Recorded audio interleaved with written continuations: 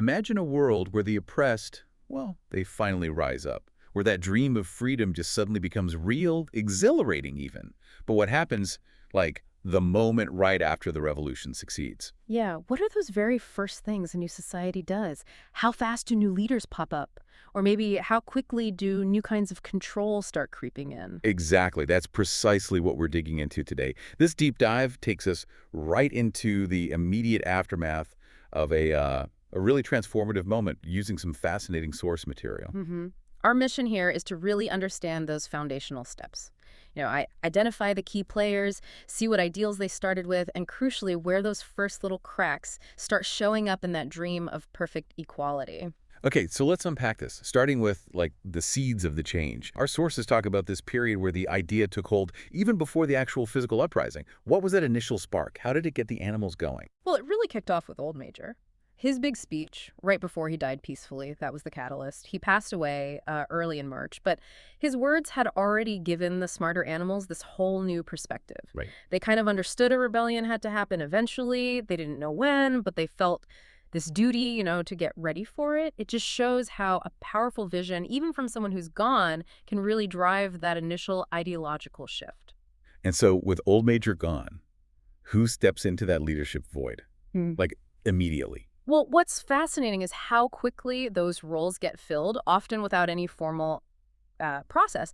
The job of teaching and organizing, figuring out animalism, which is what they called Old Major's ideas, Yeah. it just sort of fell to the pigs. Naturally. Yeah, naturally. It wasn't a vote or anything. It was just because everyone kind of agreed they were the cleverest ones around. And you see this pattern, right? In post-revolutionary situations, power vacuums often get filled by whoever seems to have the brains or the organizational skills, sets the stage for later dynamics. And among these pigs, we immediately see three key figures emerge, each with a pretty different style. Can you introduce them? Absolutely. So first up, there's Napoleon. Big Berkshire boar. Looks pretty fierce. Not much of a talker, the sources say, but known for, well, getting his own way. Force of will, basically. Okay. Then you've got Snowball. He's described as more vivacious, quicker in speech, more inventive. But interestingly, the source notes he lacked the same, quote, depth of character as Napoleon. That contrast is there right from the start. The doer versus the thinker, maybe? Something like that. And then there's the third one, Squealer. He sounds like almost a classic type you see in these situations. Okay. Well, physically, he's small, fat, round cheeks, twinkly eyes, very nimble. But his real skill, he was an absolutely brilliant talker. Persuasive. The source literally says he could turn black into white just by skipping around and whisking his tail while arguing. Wow. Yeah. He really embodies that crucial role of propaganda, of spin, how easily language can be twisted to make anything sound reasonable. So these three, Napoleon, Snowball, Squealer, they take Old Major's ideas and make them into animalism. How did they actually spread this new system? They started holding these secret meetings, nightly, down in the barn. They'd lay out the principles, explain them to the other animals. And that act, elaborating and teaching, turned Old Major's vision from just an inspiring speech into a whole system of thought, a doctrine, really. A crucial step.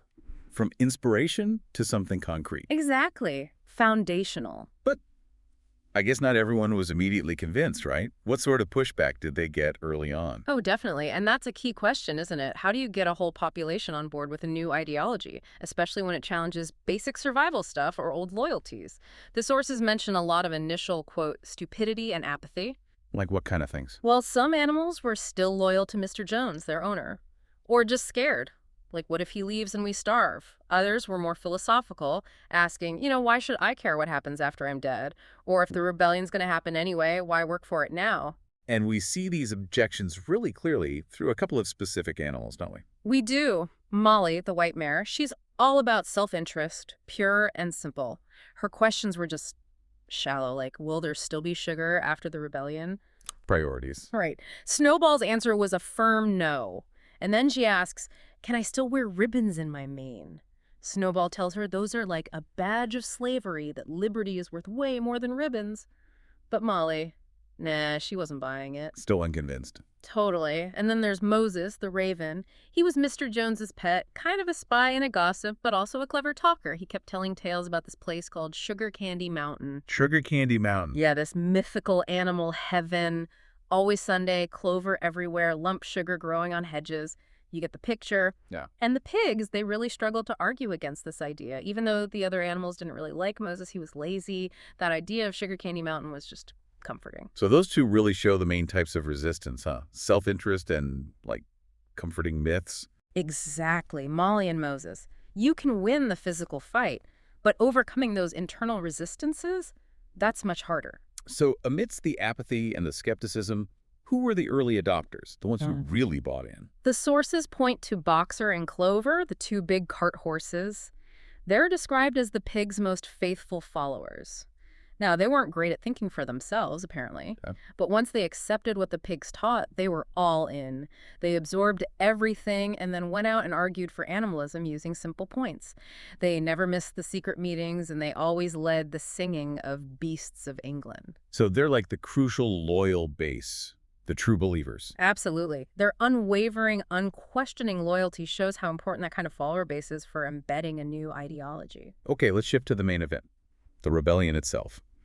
The sources say it happened much sooner and maybe easier than anyone expected. What finally pushed things over the edge?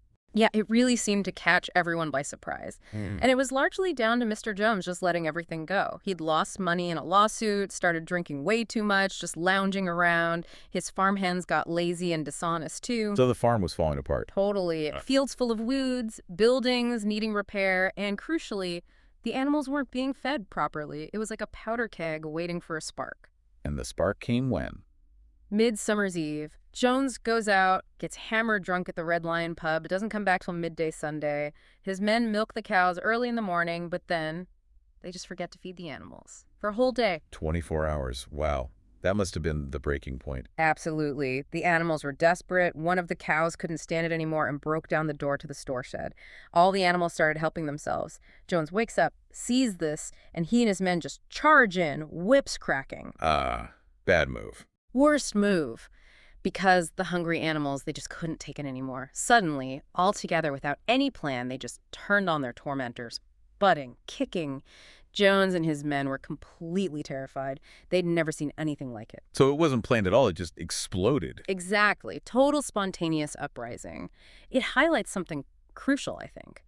Revolutions often aren't about meticulous plans. They're about that collective snap, that moment when oppression just becomes unbearable. And what happened then? Did Jones and his men try to fight back? They tried for a moment, but they were overwhelmed. They gave up pretty quick and just ran for it, down the cart track with the animals chasing them, totally triumphant. Mrs. Jones saw what was happening, grabbed a bag, and slipped out another way.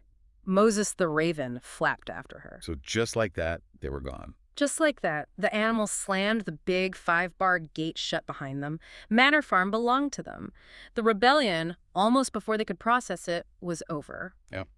And successful. Incredible. Yeah. So the humans are out. What's that immediate feeling? The sources talk about this like initial wave of pure joy. Oh, yeah.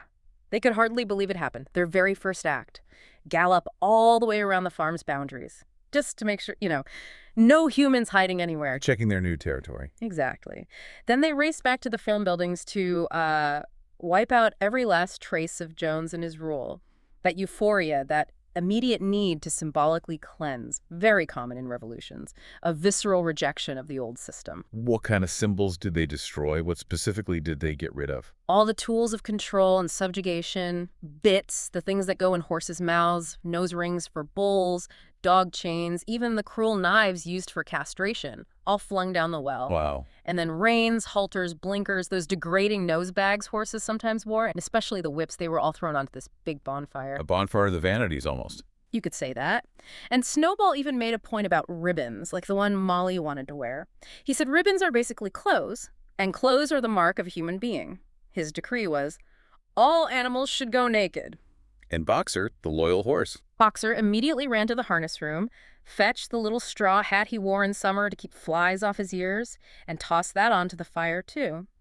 It's more than just cleaning up. It's purging the physical symbols of their past suffering, affirming their new freedom. So after this really intense symbolic act, what came next? Any immediate perks? Celebrations. Definitely. Napoleon stepped up and served double rations of corn to every animal, plus 2 biscuits for each dog, an immediate, tangible reward. Nice. And then just pure joy took over. They sang Beasts of England 7 times straight through, just belted it out. After that, they settled down and had the most peaceful night's sleep they'd ever known. I bet. And the morning after. Renewed ecstasy. Dawn breaks, they all gather on this little hill overlooking the farm and just take it all in. It's theirs for the first time. Then they did this sort of solemn tour of inspection. And that tour included the farmhouse itself, the human place. Yes, that was a big moment. They were actually a bit scared to go inside at first. But Snowball and Napoleon shouldered the door open. They all tiptoed through, room by room. What was the reaction? Just awe at the, quote, unbelievable luxury. Feather beds, mirrors, that horsehair sofa, fancy carpets, even a picture of Queen Victoria on the wall. It was like stepping into another world. A real culture shock, seeing how their oppressors lived. And Molly? Did she behave herself in there? Molly. No, she was found in the best bedroom, holding a piece of blue ribbon she'd found on Mrs. Jones' dressing table up to her shoulder, admiring herself in the mirror. She got told off pretty sharply for that. Old habits die hard. Seems so. Anyway, elsewhere, they found hams hanging in the kitchen and took them out to bury them. Boxer kicked in a barrel of beer he found in the scullery. Right. Getting rid of the human vices. Exactly. And the main outcome of that whole farmhouse tour was a unanimous decision. The farmhouse would be preserved as a museum. No animal must ever live there. A conscious rejection of human ways. A very conscious collective statement, trying to avoid the perceived corruption of the human's lifestyle. Okay, so humans gone, initial celebrations done, farmhouse dealt with. What's the next big step in actually building this new society? Well, this is where the pigs reveal something important. Snowball and Napoleon, mainly. Turns out they had secretly taught themselves to read and write. They'd found an old spelling book that belonged to Mr. Jones's children and just figured it out. Whoa. So they had this skill the others didn't. Exactly, a huge advantage, right. Literacy, knowledge becomes an immediate source of power, or at least influence, in this new setup.